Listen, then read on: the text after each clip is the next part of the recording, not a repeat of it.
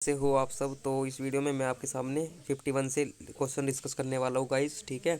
तो पिछली वीडियो आपने अगर देखी होगी तो आपके लिए बहुत ही ज़्यादा इंपॉर्टेंट साबित होगी, बहुत ही ज़्यादा यूजफुल होगी। तो अगर आपने पिछली वीडियो नहीं देखी तो उन्हें ज़रूर देख के जो आने वाला जो आपका पेपर है 3 अप्रैल को बहुत ही ज़्यादा इंपॉर्टेंट साबित होगी, बहुत ही ज़्यादा आपके लिए बेनिफिशियल होगी गाइस। तो शुरू करते हैं गाइस। तो पहला क्वेश्चन क्या है, according to most contemporary feminist what is gender. तो अकॉर्डिंग टू मोस्ट कंटेम्प्रेरी यानी जो प्राचीन कालीन जो साहित्यकार है फेमिनिस्ट है, व्हाट इज जेंडर, उनके अकॉर्डिंग जेंडर क्या है। तो उनके अकॉर्डिंग जेंडर है ए लर्न परफॉर्मेंस दैट और जेनेसिस सोशल पॉलिटिकल और इकोनॉमिकल रिलेशंस, है नी जेंडर ये है। इसके बाद 52 concrete poetry is an example of. जो कॉन्क्रीट पोएट्री है, एग्जाम्पल किसका है वो किसका है, मॉडर्निज्म का। किसका एग्जाम्पल है, मॉडर्निज्म का एग्जाम्पल है। इसके बाद 53 early feminist approaches to development have been criticised for. जो अर्ली फेमिनिस्ट अप्रोच करते थे डेवलपमेंट को, हैव बीन क्रिटिसाइज, किसके लिए क्रिटिसाइज होते थे। तो ओनली लुकिंग एट वुमेन, जो वुमेन को देखते थे उसके लिए क्रिटिसाइज होते थे। इसके बाद 54 व्हाट सेंचुरी डिड मॉडर्निज्म ओकर। मॉडर्निज्म की जो समय बताना है आपको, कौन सा समय था, तो ये 20वीं सेंचुरी था, ठीक है। मॉडर्निज्म का समय था 20वीं century.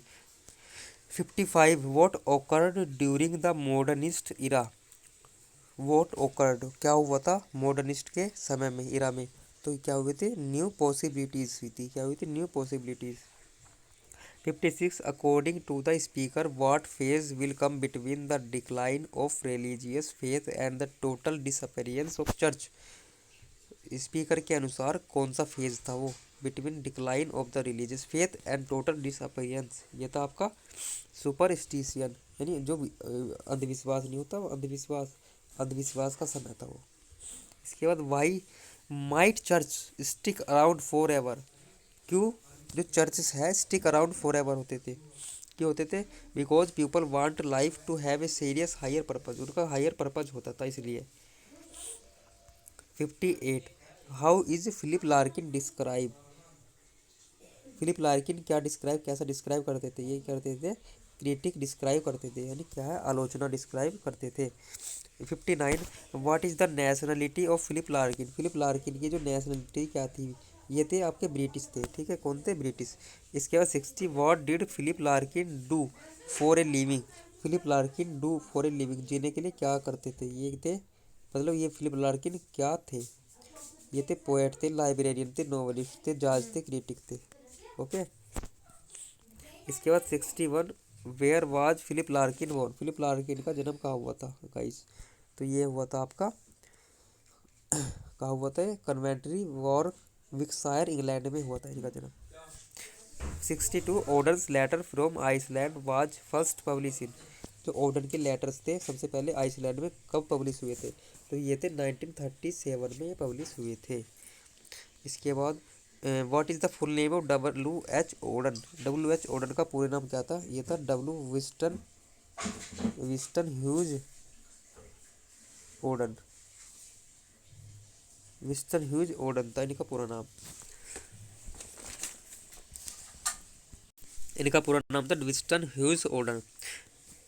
Van was WH Auden born. WH Auden का जन्म कब हुआ था, तो ये हुआ था 21 फरवरी 1907 को हुआ था। कब हुआ था, 1907 को।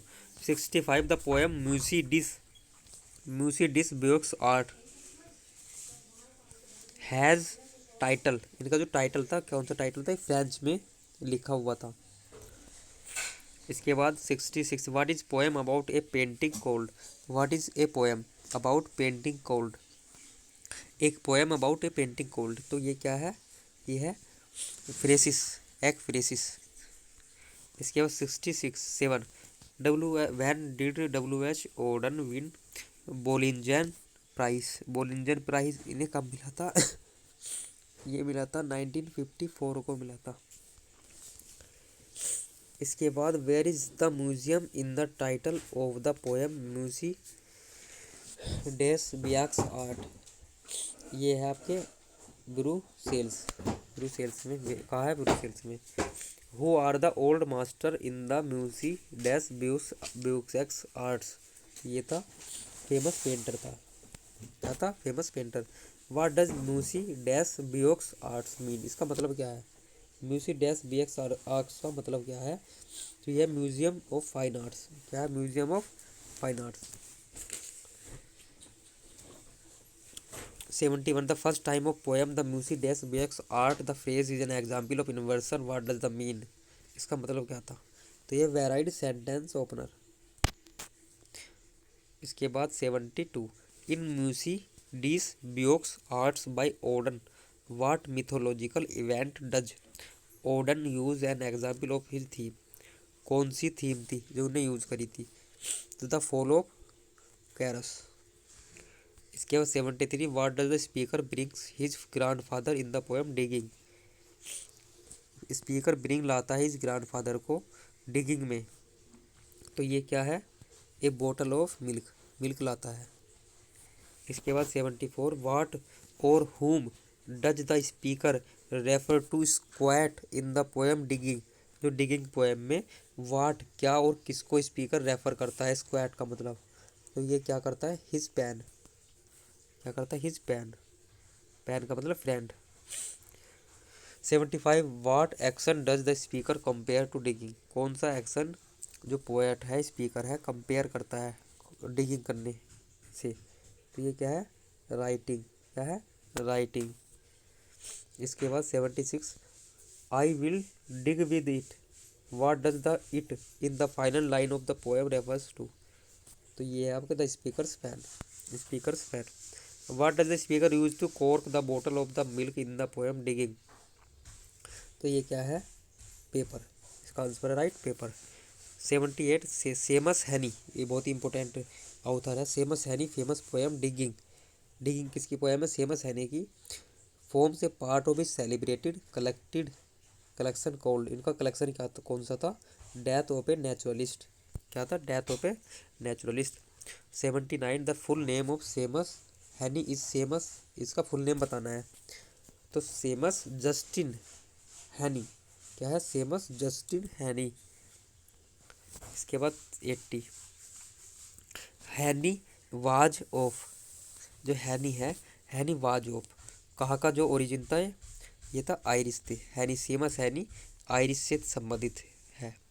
इन 1982 Heaney joined the faculty of university as visiting professor, तो 1982 में हैनी ने ज्वाइन किया था फैकल्टी ऑफ हार्वर्ड यूनिवर्सिटी। इसके बाद 82 Heaney became a member of the day theatre company in 1980, Heaney एक मेंबर बना था of the field day theatre का मेंबर बना था। 83 Heaney's first poetry collection was prize winning of a naturalist, Heaney की जो first poetry collection was winning death of a naturalist.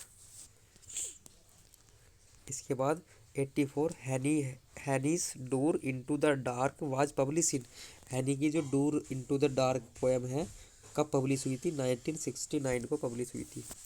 Which of the following is not a book by हैनी, इनमें से कौन सी बुक है जो हैनी के द्वारा नहीं लिखी गई है?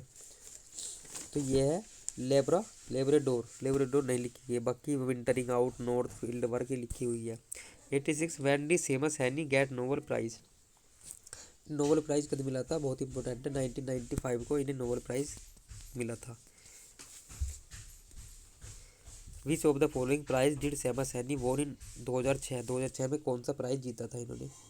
तो यह है T S. Eliot prize. Where was Seamus Heaney born, Seamus Heaney born इनका जन्म मोस बायन में हुआ था। कहाँ हुआ था? मोस बोर्न में। 89 वर्ड डिड सेमस हैनी publish death of a naturalist, death of a naturalist किसकी है? सेमस हैनी की है। ये कब पब्लिश हुई थी? 1966 को पब्लिश हुई थी। From which book of Seamus Heaney did American president William Jefferson Clinton at a stage banquet, कौन सी बुक थी वो? ये बुक थी द क्यूर एट रॉय। ठीक है। Which city mentioned the Waste Land, कौन सी सिटी मैंसन है वेस्टलैंड में? तो ये है the city of London at East India. ठीक है। The city option 1 the city of London at the East End. What is the name of the modern city in the Westland? The इसका answer क्या है? The Westland. इसका metropolis city कौन सी थी? Metropolis city. What special ability does the prophet Tiresias have? कौन सी special ability रखता था? ये रखता था to predict the future, future को देखने की एबिलिटी रखता था। What was the Eliot's first work title of the Westland? What was the Eliot का जो फर्स्ट वर्किंग टाइटल था वेस्टलैंड के लिए वो क्या था? क्या था? He do the police in the different voice. Who is the Phlebas in the Phoenician? ये था ए ड्राउड सेलर, ये सेलर था, नाविक था। What crisis does Prufrock face? कौन से क्राइसिस डज करते Prufrock face? His visit with the woman he want to propose his love for.